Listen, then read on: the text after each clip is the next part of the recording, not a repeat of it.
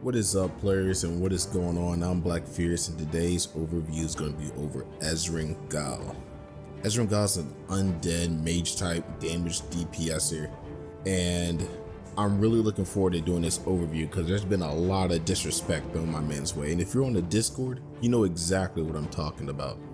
So I just want to clear up the bad hero allegations and knock this out of the water. So starting up over here with Ezren Ghal's stats, overall, I gotta say they're pretty much accurate. He has a good offense, but I wouldn't say it's maxed out or the best or anything. His defense comes mainly from his lifestealing, not from his armor or basic survivability. Mobility, I dare say this could be considered a little bit lower, maybe even a little less than half. A lot of characters, when they have mobility, they typically have skills that give them dashes or some vertical advantage or blinking, but this one, he just runs. That's really it for his mobility. If you go down the mobility path, you could just run longer with more stamina, and that's pretty much it. And utility, I dare say, could be a little bit lower as well, since he only really does damage, he lifesteals, and he has like a second and a half stun, but that's really all the utility going to get from this hero. So for Ezren Ghal's first ability, we'll start off with his auto attack, Soul Caliber. Soul Caliber is a simple auto attack that shoots forward a projectile which takes form of a hand, and if it hits somebody, it deals damage and give you 1 soul. You can have a max to 3 souls. It shows a mark for every soul you currently have to the right of your cursor, and every time you sell a soul, you gain 50 HP, and you'll lose all your souls you currently have if you don't gain one for 5 seconds. For your second ability, your right mouse button, you'll have Soul Fire. Pretty much every time you get a soul from doing your auto attack, after it comes to you and you get the mark for it, shoot that very same soul back at him.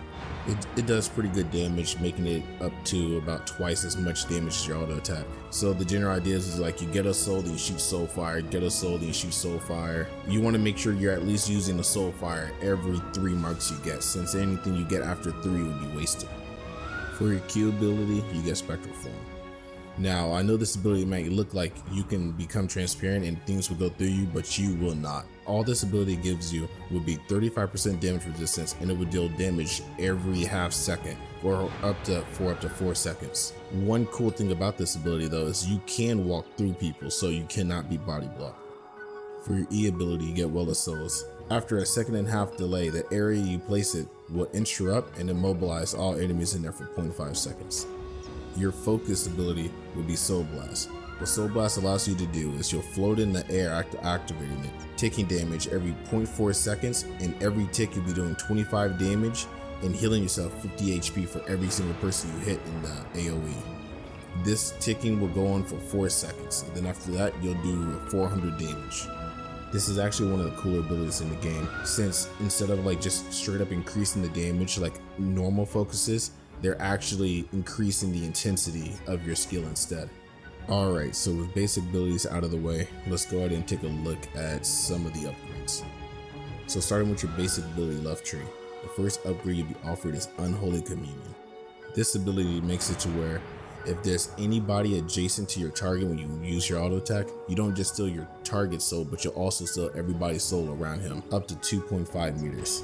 This skill is actually amazing for any map where your opponents have to be forced through a door or they're in narrow corridors, considering the healing scales with how many people you hit as well. For your second tier upgrades, you'll get Renewing Communion and be offered Communal Suffering. Renewing Communion makes it to where if you hit at least 3 people with your auto attack, it reduces all your cooldowns by 1 second. Communal Suffering will make it to where if you hit at least 3 people with your basic attack, you will deal an additional 150 damage to all of them and gain 1.2% of your total focus. The first upgrade going to the right for your auto attacks will be Soul Survivor.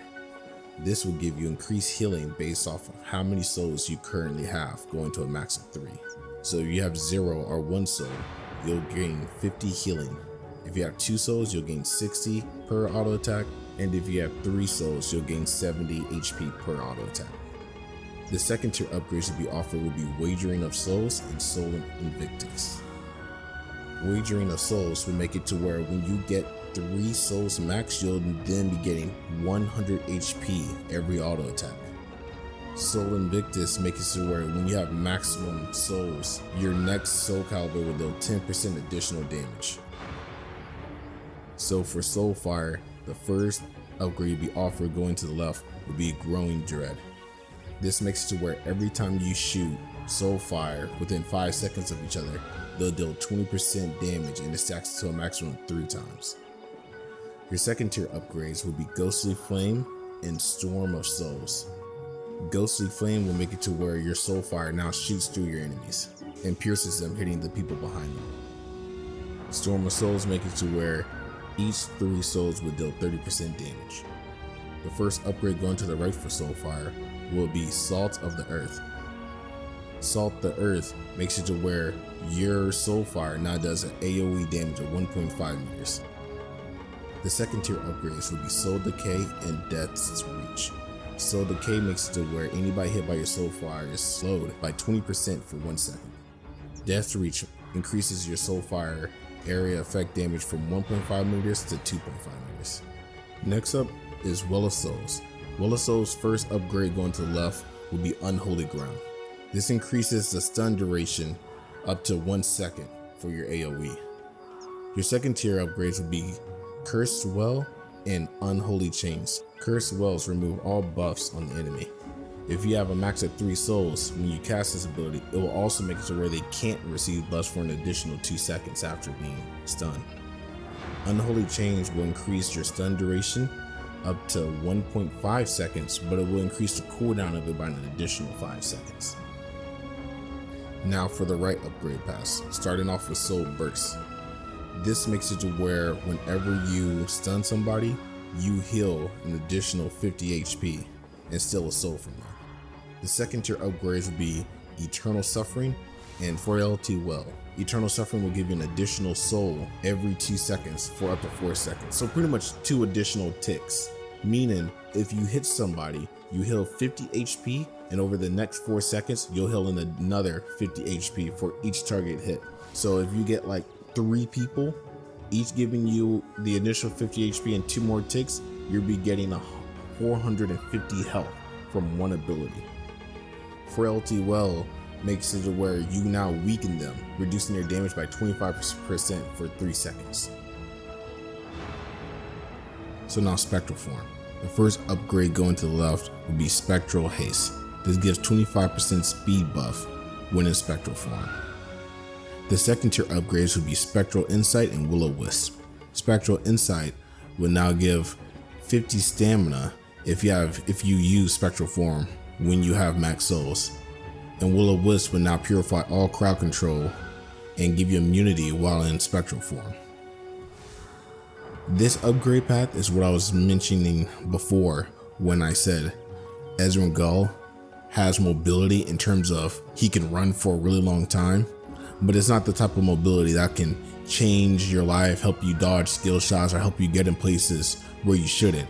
Like Mozu's Blink, Wu's Jump, Beckett's Jetpack.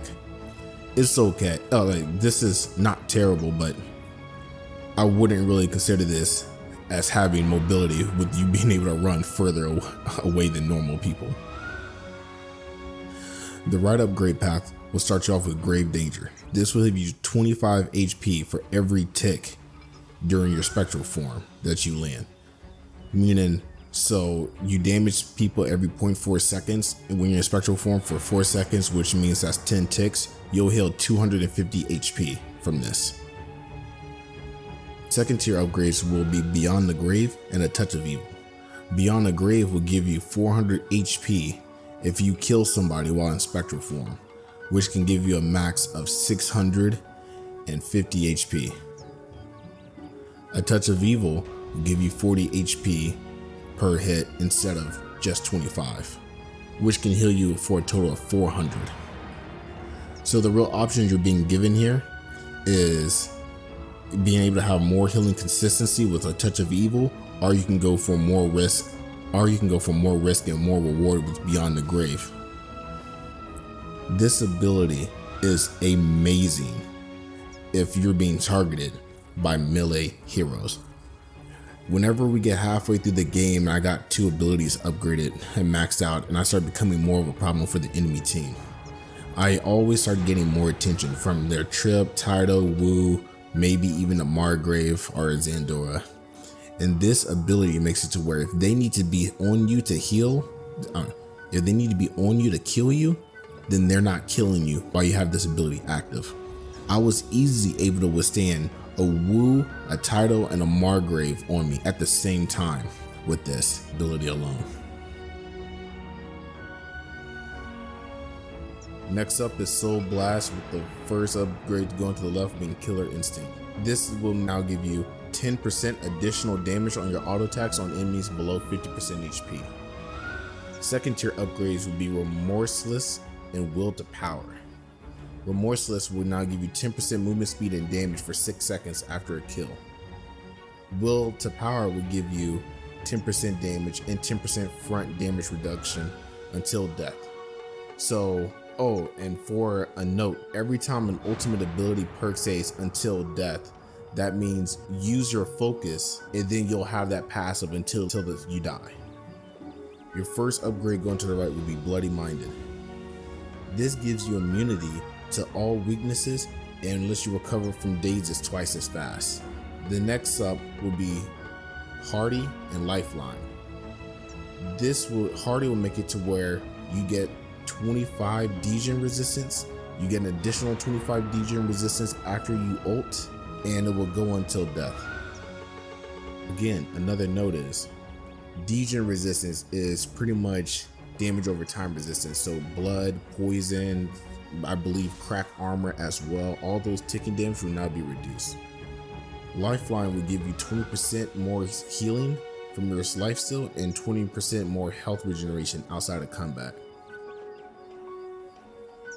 So for talents, the first one on the top will be Death Grasp. This makes it to where if you ever kill anybody with your soul fire, you'll heal 150 HP. In Clash, this will be upgraded to 300 HP. Your second talent will be Spectral Form. This increases the damage it does by 50 damage to enemies every 0.4 seconds. And you will have 50% damage reduction. It mentions you'll have the ability to walk through enemies. I'm not sure if this is a text issue or if you're not supposed to be able to walk through enemies without the upgrade, but there you go. So if in a later update you suddenly can't walk through enemies with your default Spectral Form, you know why.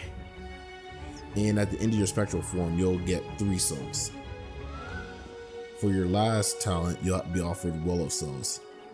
This makes it to where your Well of Souls will be 20% larger, and you'll also have 5 seconds taken off your cooldown for it. So for a quick recap over your upgrades, your auto attack, you'll have the choice between single target lifesteal and AoE damage. The Soul Fire will offer you significant single target damage versus AoE damage.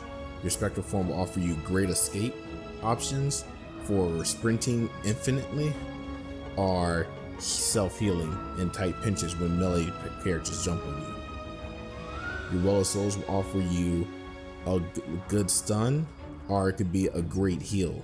And Soul Blast will offer you more damage or more survivability. Okay, it's time. Let's talk about the allegations, the disrespect, and the misunderstanding of Ezren Ghal. If you have seen any tier lists, or if you're in the Discord and seen the tier list, you know at the bottom 3 characters for every single person's tier list, they're putting Ezren Ghal down there. Now, I'm not gonna sit here and pretend like I don't know why. I'm not gonna cap. I'm not gonna glaze him, talking about how he belongs in S tier and he's a secret GOAT pick and only the top IQ players know how to play him. All I'm saying is that he is being misunderstood. So let's start off with the negative so I can spend the rest of the video after this glazing this man. I know I said I wouldn't, but anyway, let's just go ahead and start with the negatives. The reason why Ezren Ghal is ranked so low is due to a simple few things. Gigantic has a lot of amazing characters, arguably the most balanced roster out of most games upon release. Most characters in this game not only do their job especially well, but they also have a lot of room for forgiveness. Ezren Ghal doesn't. When I say he doesn't have forgiveness, I mean if you do not do your job properly or perform properly, then your teammates die. Damage doesn't get done and you are effectively useless. The main 3 reasons why Ezren Ghal is ranked so low is, first, he does moderately low damage. Compared to other damage dealers you can play, there's tons of other people that could do his job more consistently and better than he can.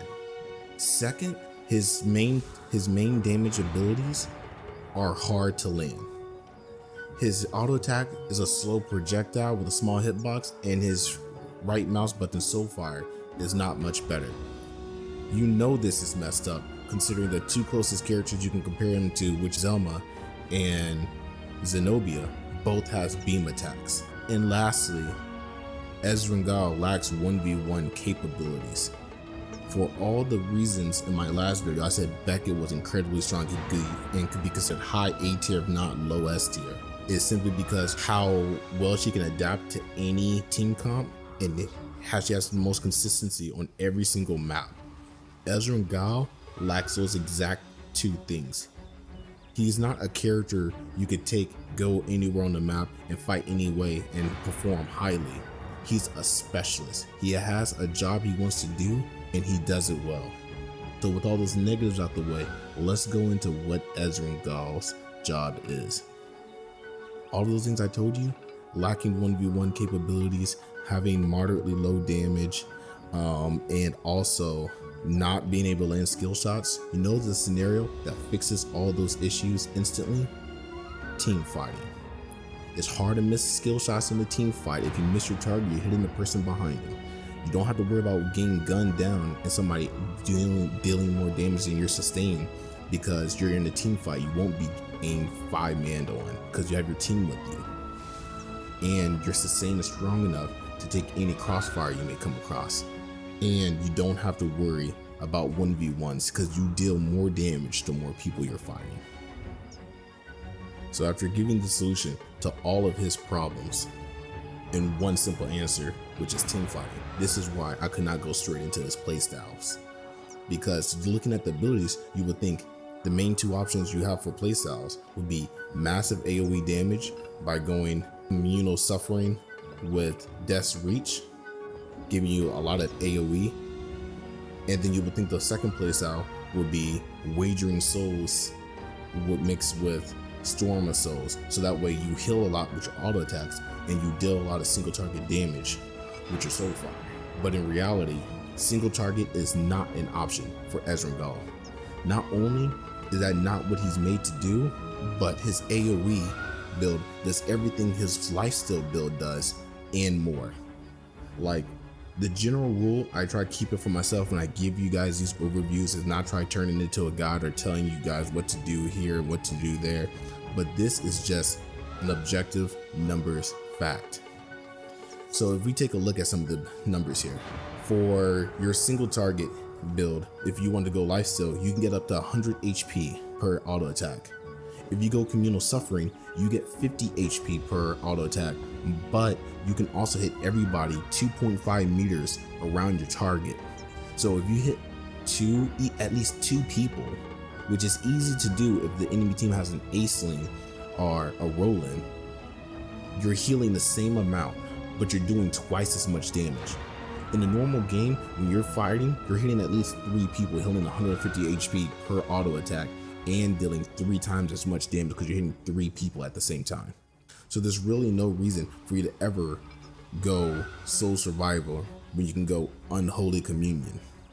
And for Soulfire, going down the single target route is literally the reason why he's ranked so low, is because it's hard to perform. Now, if you're him and you're landing these BB size skill shots in the dark, hitting nothing but headshots, then I'm sorry for wasting your time with this whole entire video. Please go Storm of the Souls and represent for all of us Ezren Ghals that can't aim. But for the average, for everybody else, please go Death's Reach. Hitting 2.5 meters is enough to hit everybody in the hallway if you hit somebody, if you hit at least one person with it. And instead of getting like an additional damage, which leads to less than 100% damage total with Growing Dread or Storm of the Souls, you can do 200% to 300% damage with Death's Reach if you can hit 2 to 3 people. Now this AoE build will make your single target damage lower, and it will make your 1v1 potential lower. But considering they were already terrible to start with, and this will make your team fighting ability double, triple, this is well worth it. You can heal more, you do tremendously more damage, and it has a much higher consistent performance. Ezren Ghal is like any other damage dealer in the game. He is not a high burst damage character that comes inside and the next thing you know you're losing 600 HP. I would even say he's a high DPS character. But what he can do and what he will do is wither away at everybody in the team fight's life force. Every auto attack and ability he does just constantly ticking away. So if you haven't guessed it by now, with all that said, the main playstyle I'm getting from Ezren Ghal is he's a team fighting, damage dealing vampire of a hero. He joins fights, he withers away out of everybody HPs, healing his own and reaping souls. And that's the Ezren Ghal's overview. I appreciate you guys sticking it to the end if you're still listening, hearing me rant and fight and advocate for one of my top 2 favorite heroes in the game. If you guys disagree, or if you guys learned anything or have any else thing you want to add, pro Ezren Ghal only, drop it in the comments and I'll be sure to give it a read. I'll catch you guys later.